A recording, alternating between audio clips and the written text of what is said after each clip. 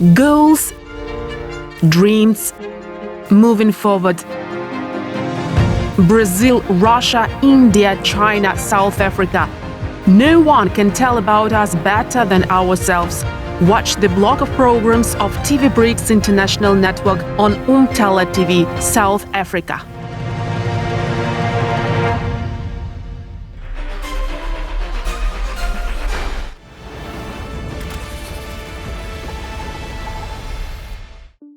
Marius Fransman is a businessman and politician from South Africa, founder of the People's Movement for Change political party. He has a bachelor's degree in arts from the University of the Western Cape province of South Africa and holds a higher diploma and specializes in teaching. Previously, he was Deputy Foreign Minister of South Africa and Member of Parliament for the Western Cape. He makes documentaries and has joined projects with film producers from Russia. Hello, Marius. We are glad you found some time for us to have an interview. I hope it's going to be a profound one. You're a very big professional in the area of geopolitics. You had experience in the Foreign Ministry of South Africa. So if you don't mind, we can begin. Okay. So let me first of all just say thank you. Also, it's very nice again to be in Moscow, Russia. And the people of South Africa holds Russia in high esteem, precisely because that we know that Angola, Namibia and South Africa would not have been liberated if it was not for the support in the period of our anti-apartheid struggle, of the people, the communities, the families of the elders of Russia and the region. And continuing this, at the BRICS summit in Kazan, there was a call to strengthen the role of the Global South in the world economy. How do you think South Africa can use the BRICS platform, to promote the interests of African continent, especially in the context of digitalization and technological sovereignty? And what joint innovative projects could BRICS members do together so that we can ensure the sustainable development of Africa? I think it's very important to appreciate the reason why South Africa got even into BRICS. It was, and at that time I was the Vice Minister of Foreign Affairs in South Africa, and we realized that we only have 55 million people. We're sitting with BRICS partners with hundreds of millions of people. So South Africa's role and entry point into BRICS, Leonard, was always about appreciating the fact that we are part of Africa. So you cannot see South Africa's presence in the BRICS and the South-South discussion without seeing it in relation to Africa, because you're sitting with 1 billion plus people, if you look at it in that context. And South Africa also have the opportunity for the best and most advanced economy with Nigeria. So here we're in the south and then Nigeria is in the north. And if those two economies closer work together, it essentially will be able to address some of the most difficult issues. And the digitalization and the technology world has now recently came to the fore very strongly. And we think skills transfer, we think economic development through a more just and equitable distribution of policy formulation. So South Africa's approach is involvement in the South-South and BRICS, in particular to learn and to share experiences between the nations, and then to take that and to make sure that we find adaptability in the South African and African market, and in that way create opportunities downstream. Thank you indeed. And in 2023, South Africa held the BRICS presidency. And it actually emphasized the partnership for mutually accelerated growth, sustainable development, and inclusive multilateralism. How has your experience in South African Foreign Ministry influenced your understanding of the role, of the importance of multilateral groupings in the context of contemporary geopolitics? And what new formats of interaction within the BRICS could strengthen the economic cooperation between countries? The My own experience at that point was really cemented, but it's also coming from the fact that we, as South Africa, understand and understood that we had partners globally before '94 as the liberation movement and the organizations that were helping to fight for freedom of our country. South Africa has a very clear and a very strong view on a multilateral approach to development that is founded on the premise of international solidarity. It's founded on the premise of how do we use the BRICS region to create focus points through, should I say, conferences, as well as roundtable discussions, as forums and all of that, but with central focus on dealing with unemployment, inequality, and poverty, and skills transfers through that, and creating a base for a re-engineered South African Africa development. And the final point for me on that is that brings us to the intra-trade agreements and the fact that we are also recently, a few years ago, the presidents of Africa decided to bring essentially the free trade agreements of the continent that will further help propel the opportunity for BRICS in a more equitable relation. Let's move on to the economy. Within the BRICS, the payments in national currencies are actively used now. How, in your opinion, can this contribute to the financial stability of developing countries? And what other steps could BRICS members take, to strengthen the role of national currencies, in international settlements? We've said that the opportunity is that we must develop in BRICS nations a uniform model for the currencies to operate more easier with each other. For us in South Africa and other nations in Africa, it's important that we get to that point. We don't need to work via another entity currency if we do trade relations. It will help with SME growth, emerging entrepreneurs. Also part of the system now, especially because we're speaking fintech, we're speaking financial integrity, and it can contribute to the inhibiting factors that we are seeing gives rising challenges on our economy, because our economy, to deal with debt, to deal with issues, for example, of trade and the unfairness of trade, what we are suggesting is that we need the financial ministers, the trade ministers in the various BRICS countries need to come up with a uniform bilateral model and an institutional mechanism that can add value to this discussion. Indeed, thank you. And now let's move on to your personal legacy. In 2023, you found the People's Movement for Change Party. What values and principles underpin your approach to international partnership? The fundamental thing is about a more just and more fair society. The People's Movement for Change, it's a very young organization. We are premised on the fact that we are working towards a more just and a more equal and a Pan-African approach to South Africa. So that's the PMC's model. Those are the fundamental points there.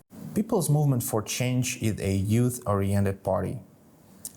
What educational initiatives you plan to introduce to the future leaders, and how does your party intend to involve young people in political decision-making processes? Both South Africa but also Africa sit with a relatively young population. But that young population, I know in Africa it's like 22%, 20 to 22%, the medium when it comes to youth or age. And we've realized that people do not want to speak party political issues anymore. Young people are looking at opportunities for development, opportunities to create in their families, in the communities, opportunities. And that's why the PMC's model is family, community, opportunity in a geographically sensitive geopolitical environment.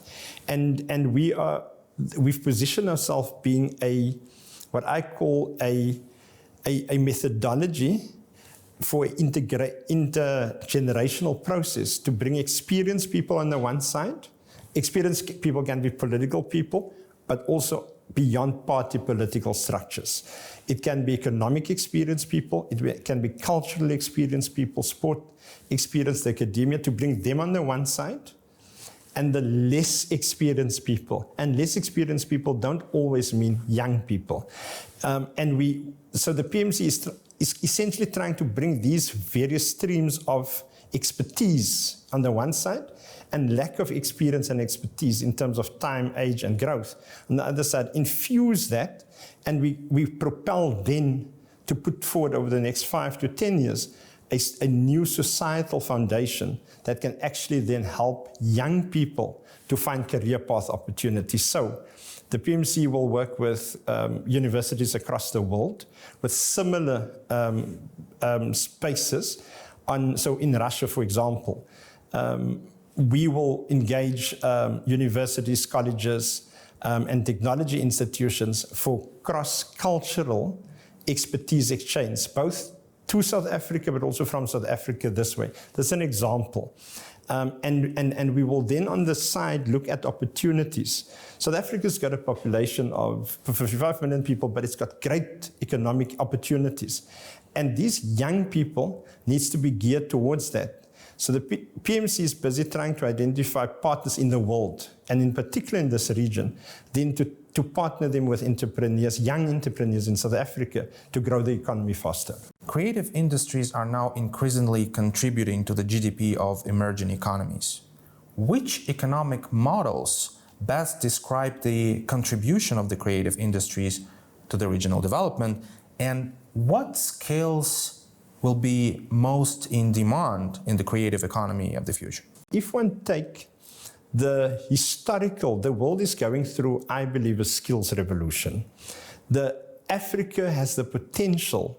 So in South Africa, 78% of our landscape, our population, has access to internet. But in Africa, it's largely currently 45%.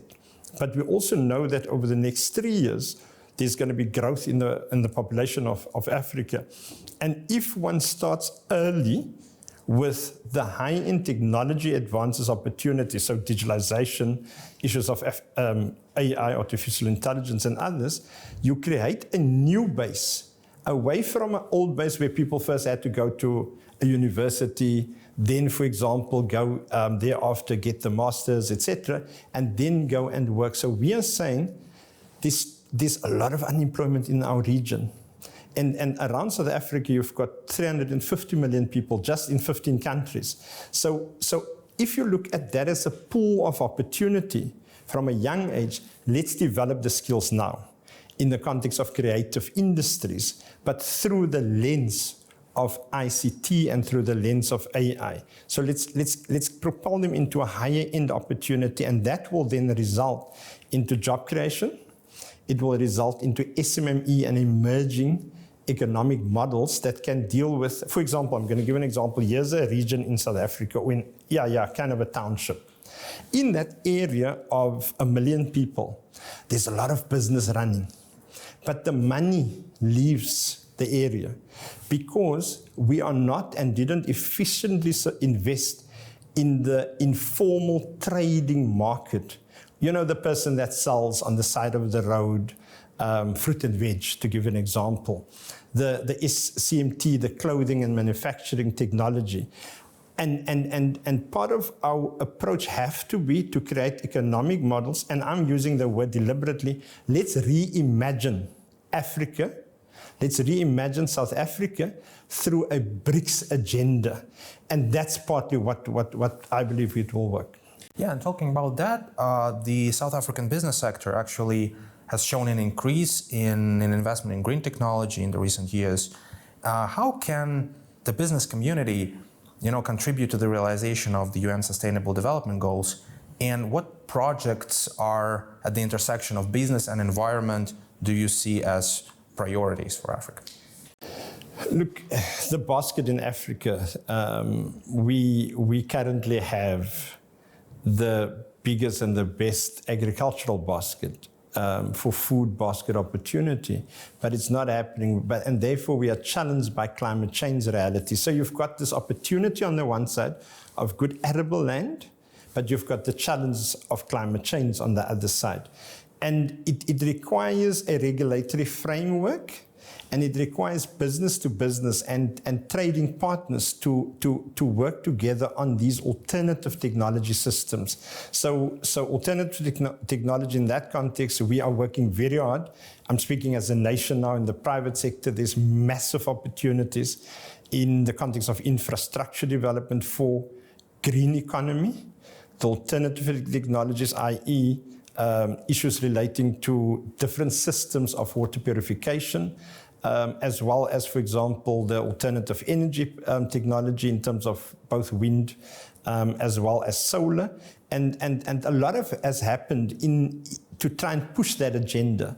But what I think we require more is the skills base for it, and that's where the lack is. So you've got big businesses coming in, thinking that there's the land and they can start doing it, but they're doing it in a way that doesn't justify a South African model of sustainable development agenda. And South African government, which I've now recently seen, has moved hard in putting mega multi-billion-dollar investment into that particular focus, and therefore the economy is open for that. But business must be able to not only look at their material gains, they also need to look at how do they create sustainable models of opportunities, and some of that is to leave money behind in the communities through the redevelopment of those spaces. South Africa is among the top countries in terms of rare earth metal reserves. How can the country utilize this resource, to strengthen the economy? It's to make sure that we protect our sovereignty, our national interest, our sovereignty, and then in the context of an interdependent society globally, meaning first with Africa and then with the world. I want to make the point about rare minerals vis-a-vis critical minerals. Historically, you've got the rare minerals, and it's very important minerals, and we've added on, and we've got platinum, gold, and all of that.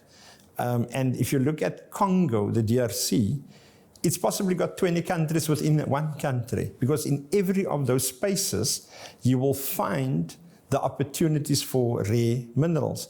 But the new word that we're advancing is critical minerals now, because what we are seeing is the raw earth critical minerals. And what is that?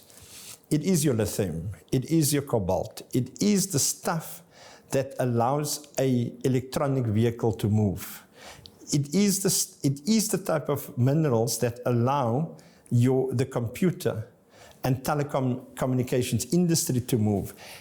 It's the new world of the technology, and we're saying that. So some of the drones, the best drones in the world, would be based on some critical materials from Africa. 70% of that you'll find in Africa, and it gives us a very strategic advantage. South Africa has traditionally played the role of a bridge between Africa and other global players. What soft power instruments are most promising for South Africa in the context of a multipolar world? Through engaging on mediation, on negotiations, on using the value base of our constitution. Our constitution and our foundation of our society is based on respect and interdependence and non-interference in our local domestic issues. So that is our kind of foundational principles. And hence what we believe is that if countries are allowed to engage on those values, then definitely soft power can work. We are arguing African countries, through the mechanisms of the African peer review program that was put together, must analyze that, put mechanisms in their institutions together, and then use the soft power, which it is, issues regarding to forums, engagement,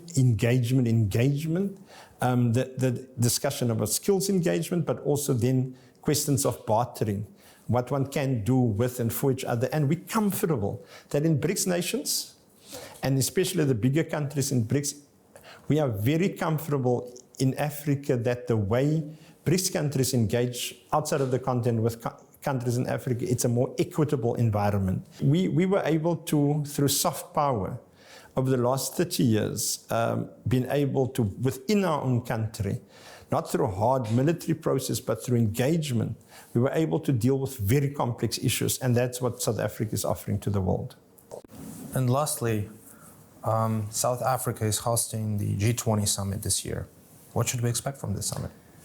Justice, equality, sustainable development, those are the big issues in a multipolar society. Those are the big issues that South Africa's presidency of G20 is pushing.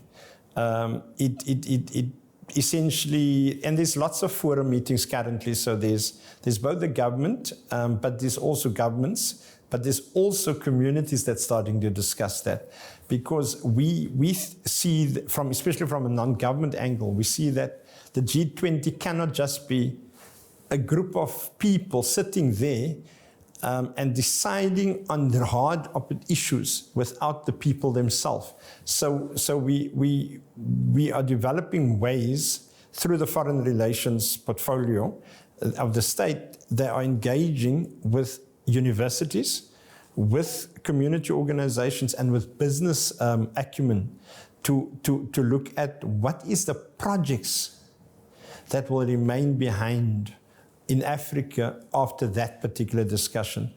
And a final point on that issue is the African leaders ready for that discussion? And that is actually what we believe, in my own little way, I believe that is a discussion required, and therefore Tanzania, Nigeria, Kenya, and all of its countries, Egypt, etc., needs to benefit from the fact that it is South Africa's presidency on the G20, and sustainability issues, projects in a way that can create a different agenda from a crude, narrow, capitalist wealth creation process, but more one that can bring more equitable and sustainable project initiatives that can deal with the unemployment, poverty, and inequality. That is what South Africa currently is pushing. Thank you, Marius, for such a wonderful interview. I mean, I think audience will enjoy it, definitely find something. Thank you so much, and also all the best with the work and all the great work that TVBRICS is doing, not only in your community, but also globally. Well done.